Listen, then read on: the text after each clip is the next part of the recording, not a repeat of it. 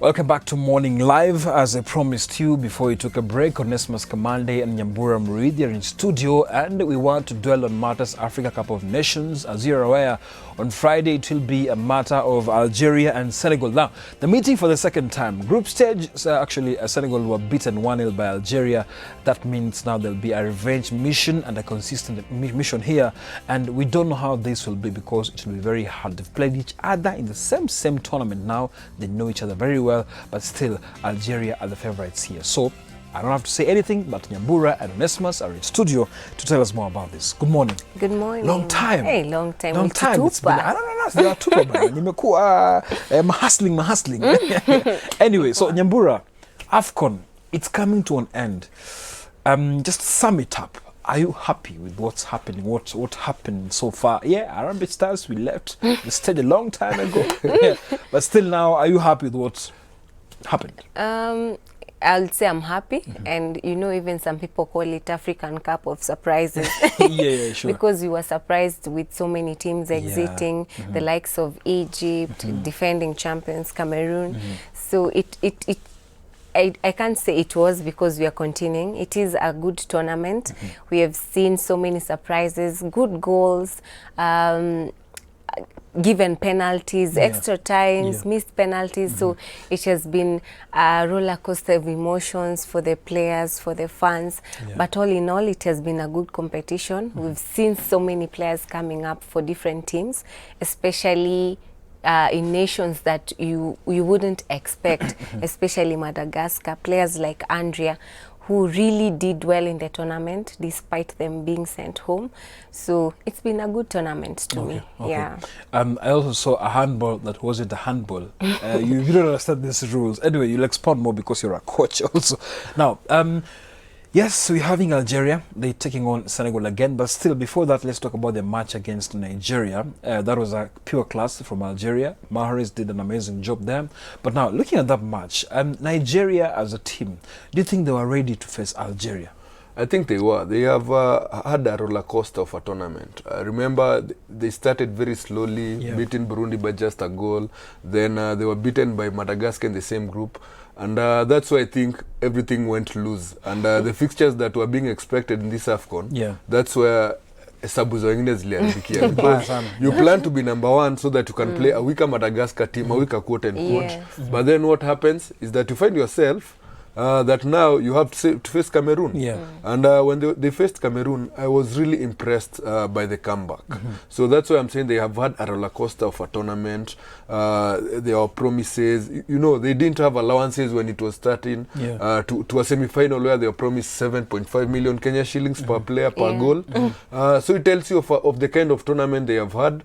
Maybe with better preparation, the federation NFF should really do much better because you look at the quality of players they have, the experience in Europe, and the youth that is brought in by the Iwobis of this world. It's a team that can really go out there and conquer the world if they prepare much better and maybe just maintain the consistency.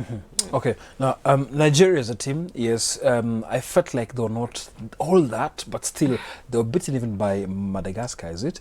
Now, looking at their journey in the AFCON, are you satisfied that indeed such teams going to represent Africa in the World Cup maybe will perform better? But still, these are gauging the tournament whereby indeed we're having teams, even players who have promised so much. But Nigeria as a team, are you confident that soon they'll be the same Super Eagles we used to see? I am confident. It's just that a little bit of not preparing well here and there might have costed them because as Onesmus is saying, they have good players. Look at the likes of Idioni Gallo. I would say he's a goal poacher. When he got chances, he scored for the team. Musa, look at players like Chukwueze, very promising. Chukwueze, by the way. Very promising. Simon. Very promising players.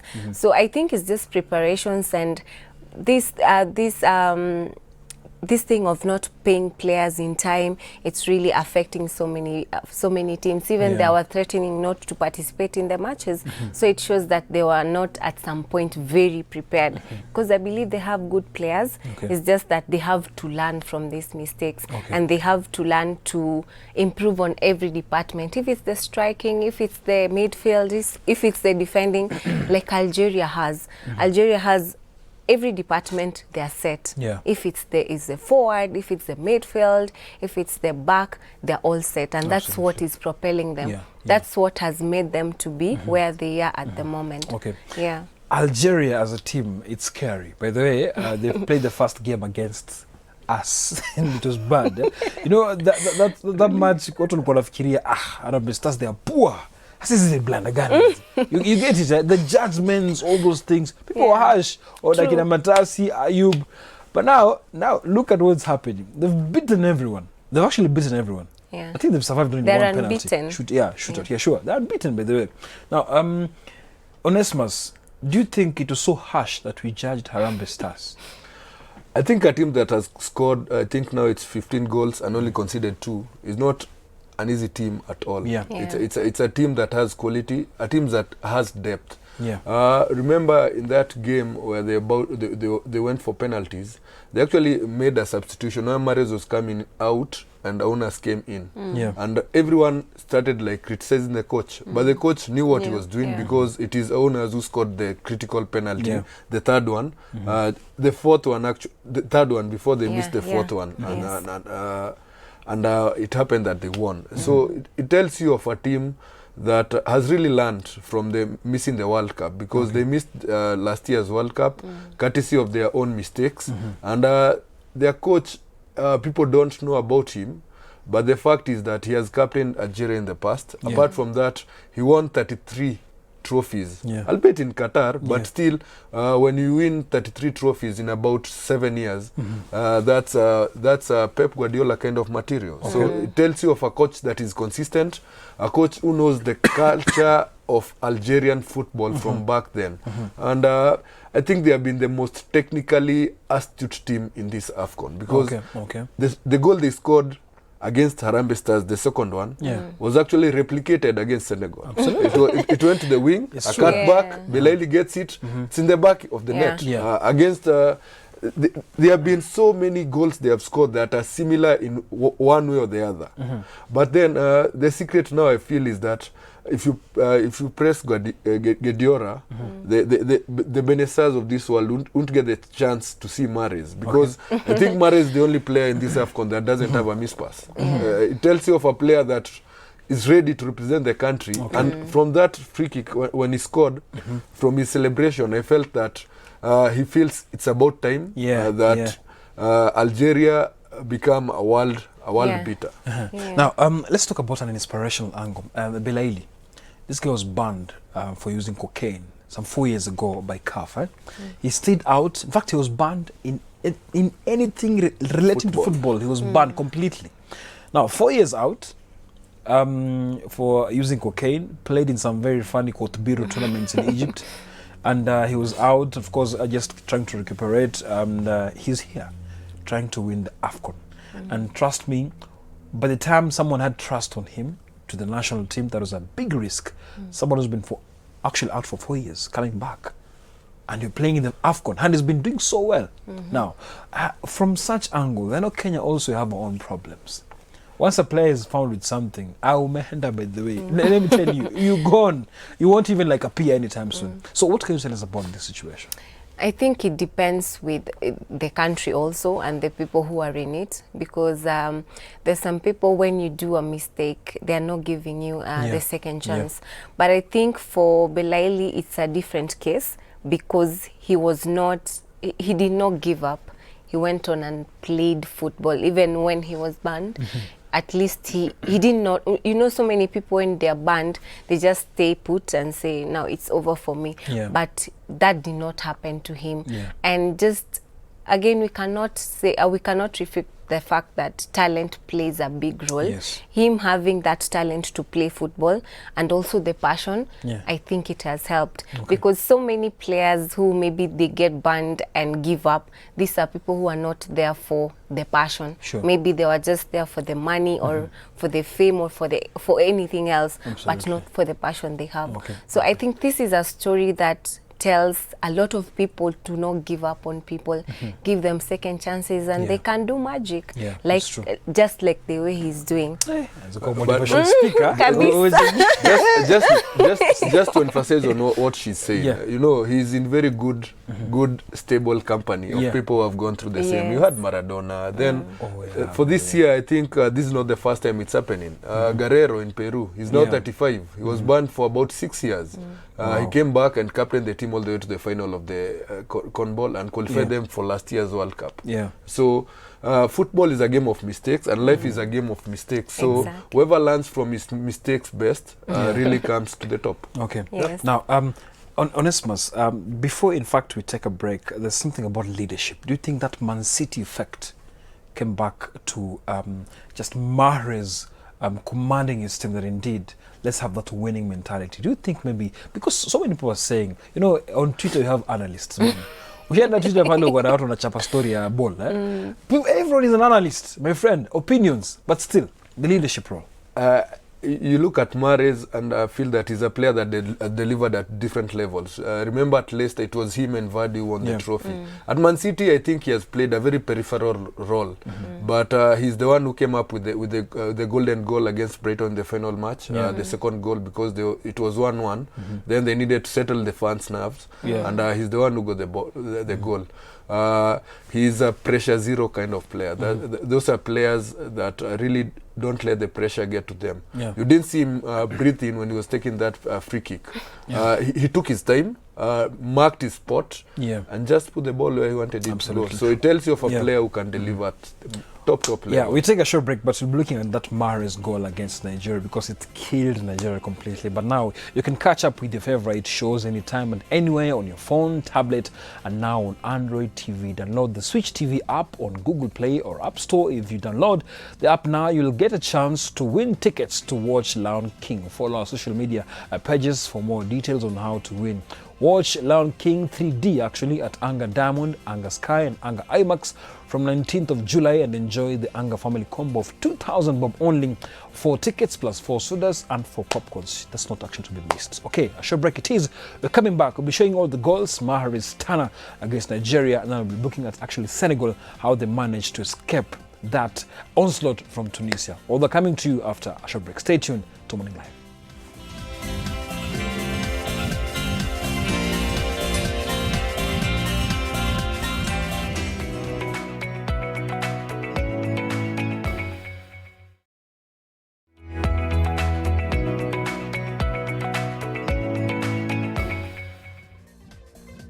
All right, welcome back to Morning Live. And Mahrez's goal was a stunner, and it broke Nigeria's heart. And still, when you talk about Mahrez, he's a quality player, but again, he's a leader, an inspirational leader in Algeria's team.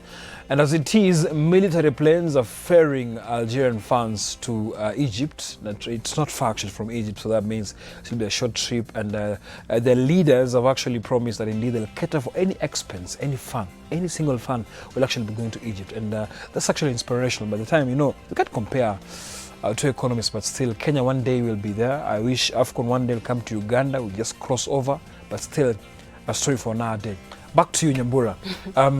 That Mahrez Tana, and I think it was well calculated, and he thought like, wow, if I don't score this, then I think we'll be out at some point. What do you think about that goal? Of course, we'll be playing for it soon, you know, for you. Wow. I can remember very well watching that goal, and I was like, wow, what was that? As in, what a time to be alive to watch such magnificent goals. So, I think this depends even with the player, because this was a high pressure moment. Just imagine in a stoppage time, and you have to inspire your team to the final, and that was so great from Mahrez, and it's just sad that Algeria thought they are going to take this game to the extra time, only for them to be shocked by Mahrez. Yeah, Igalo scored that equalizer. He did very well. Very well. But for me, Onesmus, I still think this goal, I think it's the goal of the tournament. I think so too. Yeah, it's a goal of the tournament. Yeah, is it? As in, it's because of the time it was played. Yeah. It inspired them to the finals. Absolutely. I think that's why we can say that, because we have seen so much. We have seen but good to be goals. honest, I know most people don't remember this. There was that goal Olunga scored. That is a contender for Puskas. Anyway, then there are those blockbuster goals that were being scored by Mali. It was like a shooting game. Okay. Yeah. By the way, So there have been so many good goals. I know good goals, but technically, this goal is of the moment. There's a moment to do or die. I think what you guys are talking about is more of the most technically taken goal. Because of the pressure and the timing. The pressure, the time. That's it. If you talk about that, then this is a big contender. Yeah. Okay. But I don't think it will be one of the goal of the tournament. So wait, Olunga's goal has been maybe categorized as Puskás. Actually, it can go into the Puskás. Yeah. It was a very good goal. It's a well taken goal, because look at his height and the trajectory of the ball and the way he took it. It tells you of. Ipige hesabu. Hadi mathematics. Remember, those are the kind of goals. If for example, Mo Salah won the Puskás with that goal last season, why not this one? Anyway, all right. Yeah, we pray because it's from our end. By the way, you always feel like that thing. It will be nice. Yeah, anyway. So back to Senegal, Nyambura. This is a team that whipped us 3-0. I think we didn't deserve to lose that game. We played so well. And 3-0 is a huge margin. Yes, they went on. I believe they took a game at a time. They were surviving. But now, looking at this match against Tunisia also, they survived again. They just benefited from an own goal. So what do you think about the chances even in the finals? I'd really have to say their chances in the semi-final is a bit slim. And it's because they are lacking their wall. You know, like playing Koulibaly is like playing 3 defenders in one. So missing him, it's a very big blow to them. Okay. I really hope that they get a good replacement for him. Yeah. And it will be very tough, especially Algeria. As I said earlier, they are very good in every department. And even the formation they're playing, they can fall back easily to defend, to do magic in the midfield. Okay. The likes of Benaka, the likes of Mahrez, like they can just run riot on that team. Okay. So we cannot forget that we have Mane in the team, in Senegal team, and all the other good players. But we have to really give Algeria credit. Okay. Yeah. Now looking at this semi-final, right here on air, and of course we'll just start it over again. A penalty is too hard to take these days because everyone is saving a penalty. Like really? I think the penalties have really been poorly taken. For this one, I thought it looked like a Sunday was a kind of game when it came to penalties, because you give the goalkeeper a very good height ball on the side they have dived. Yeah. You know, for penalties, there are only 3 aspects of it. Either you go through the middle, expect the goal to move, wait for the goalkeeper to move, then place the ball on the other side, which is the technique that Hazard normally uses. Or the third one, chagua na weke kitu. Hard kibuyu. But now this in footers, not very hardly taken.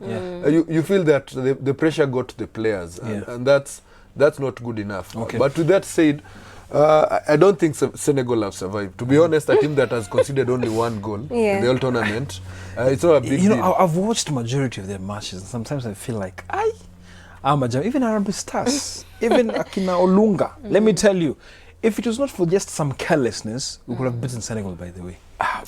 Maybe draw. It's true. Trust me.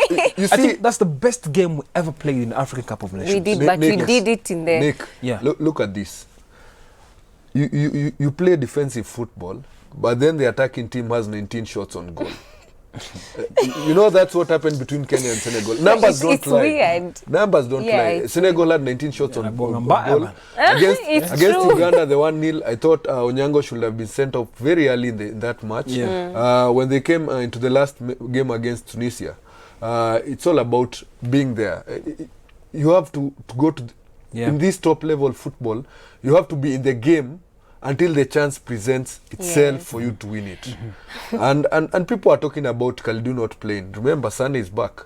Sane has normally been the partner to Kalidou Koulibaly in that defense. And now that Kalidou is not playing, he'll partner Koyate. So it's not a very weak defense. I know. It's not like you're replacing. It's like, for me, it's like it's not weak, but it's not like you're going from the first choice to the third choice. It's just a change of personnel. Maybe what and Kalidou has had so many mistakes, which is uncharacteristics of him in this AFCON. Remember, he's the one who gave out that penalty. Okay. He's not been the Koulibaly I've known for many years. I think whether it might be down to fatigue, because he played all the games for Napoli last season. So, Nyambura, but let's just say, you know, even playing against Kenya, he's the one who mostly kept Olunga at bay. So I can't really say, I'm not refuting what you're saying, like he has not been performing so well, but his mistakes can't outdo his contributions to the team. And me saying they will miss him, they'll surely miss him. I just think they have to find a good replacement in the name of Sane. So I guess they're going to be brilliant. What I know, we will see that on Friday. We are going to see that on Friday. He was at fault for the Algerian goal. He slept because when the ball was being cut back, mistake. He should have stood by the only goal they have conceded, by the way. Yes. And to be honest, whatever they don't make up for personnel, Senegal have always made it up more in terms of hard work. Look at when Balde Hazard play. Look at Diatta. It's a team that has a work ethic that can match Algeria's. Okay. Some pundits are saying there's that psychological presence where when you see this guy, you know hapa kuna mawe. The same thing whereby Matasi saw Mahrez. That's the guy, man. I'm not trying to maybe undermine our players, but still, there's that presence. Even if Mane is injured, like, this is the guy. You won't even know he's injured, but the presence, the fear factor. So many people are saying Koulibaly's absence will now give these people confidence that indeed there's a gap over there. Is it true? Maybe. Because now, yes, mistakes he made, but there's that personality presence whereby, wow, this guy is not around, this guy is around, and now we have to up our game or it will be easy. The fact is, you'll play 11 to 11. That's number one. And people tend to forget that in this Senegal team, none of their players has developed in Africa. Okay. So all of them are internationals playing in big league football. It's not like the Swedish leagues. It's not those kind of, there's not even a Belgian league player there. It's either France, UK. Everyone is playing in the top tier leagues. Sure. So if you're saying that Koyate is not up to the task, he's a midfielder, yes, but he has played in that defense. And I actually don't think it will be down to the back four. It's down to how well they do it in midfield, because you give Benessa the chance, he sees Mahrez. It has been like a very common goal. In fact, it was like their way of play before Atal injured his collarbone. It was the ball coming from midfield. Gedira controls the ball, plays into Benessa. Benessa plays to Belaili. Belaili returns it, then it is hit to Mahrez. Mahrez plays Atal. Atal brings a cutback, and it's to the net. So if you can defend those lines and keep the shape for those 90 minutes, then I'm sure Senegal can create a chance and win it. I'm not saying technically. I feel Algeria have it. But then it's a final. Finals, it's up to those simple mistakes. You make one, umetandikwa. Okay. And especially North Africans, they're very good at recognizing a mistake and they capitalize we love on an it. East African in the final. You know that? Who's that? The referee is from Okay. Yeah, but he did well. This guy, He's been very consistent. Yeah, he's a negotiator. He's also like, he talks to players, not just random players all the time. Anyway, Nyambura, yeah, I know Algeria are the favourites here to win this. And let's now look at the chances. Yes, they won in the group stages, 1-0. Senegal had their chances, they missed, and Mane is really missing a lot of chances. That's why even in the semis, he didn't take the penalties. He was afraid. Is he the top scorer right now? No, I think they are tied with 3. So many people have 3 goals. He's at 4 actually. I think he's at 4. Oh, it's got the 4. Yeah, Absolutely, he's at 4. So looking at Mane, looking at Mahrez, these are the champion mentality. Any poster coming out of a viral, it's Mahrez. Mane. So all this mentality, all Algerian players, we beat you in the group stages, fear factor. What's your take on that? I think, as Onesmus was saying, this is a final. It can go either way. Yeah. You being in the final means that you've worked hard for it, even if maybe you lost in the group stage against this team, and then this is going to be like a revenge match. Though statistically speaking, Algeria has the upper hand over Senegal, and they've beaten Senegal in the matches they played. I think they've played 22 games, and Senegal has won only 3 or 4. Yeah. So it shows you how Algeria has overpowered Senegal in the previous years and the previous matches. But this, we talk of a game at a time. Yeah. So this is a final. Senegal has not won African Cup of Nations. Yeah. They have never won it. Yeah. So this is a chance for them to win it. Algeria won it in 1990? Yes, Something Algeria like has won it They once. have won once. Yeah, so Senegal has not won it ever. So they need to prove that we can actually do this time round. The likes of El Hadji Diouf, Aliou Cissé, the likes of Papa Boba Diop, those people, by the way, this was a dangerous team actually. Yeah. They beat France in the World Cup, the first game of the tournament, 1998, is it? They beat France in the World Cup. 98, 2002. And 2, Yeah. absolutely. Yeah. Yeah, 90, I think you are totally.